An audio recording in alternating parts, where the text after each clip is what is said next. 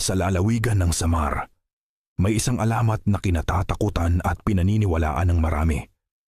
Isang syudad na sinasabing hindi nakikita ng ordinaryong tao. Isang lugar na tila lumilitaw lamang sa mga napipili. Ang pangalan nito, Biringan City. Ngunit ang tanong, alamat lamang ba ito? O may mas malalim pang katotohanan sa likod ng misteryosong lungsod na ito? Ang alamat. Ayon sa mga kwento, ang Biringan ay isang mahiwagang syudad na matatagpuan umano sa pagitan ng kabundukan at kagubatan ng Samar. Hindi raw ito basta nakikita sa mapa. Ngunit may mga taong nagsasabing nakita nila ito. Isang napakagandang lungsod, maliwanag, moderno, at tila mas advanced pa kaysa sa ordinaryong syudad. Ang iba naman, nagsasabing nakarinig sila ng kakaibang musika sa gitna ng gubat, habang ang ilan ay nakakita raw ng mga ilaw at gusaling biglang nawawala, mga nakakatakot na kwento. May mga lokal na naniniwala na ang Biringan ay hindi ordinaryong lugar. Ayon sa alamat, ito raw ay pinamumunuan ng mga nilalang na hindi tao sinasabing, kaya nilang anyayahan ang tao papunta sa kanilang lungsod.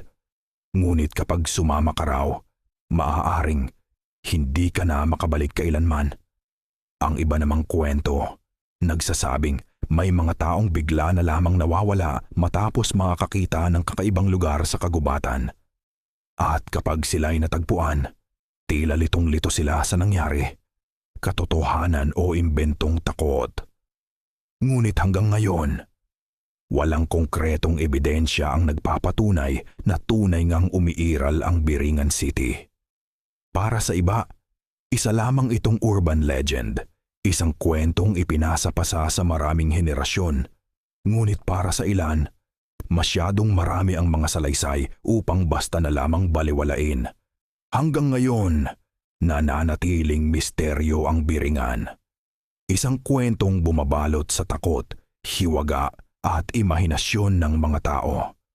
Paano kung totoo nga ang isang lungsod na hindi nakikita ng ordinaryong mata?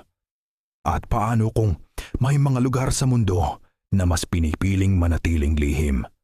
Ang Biringan City ay maaaring alamat lamang. Ngunit sa bawat alamat, may maliit na bahagi ng katotohanan na naghihintay matuklasan. At ikaw, maniniwala ka ba?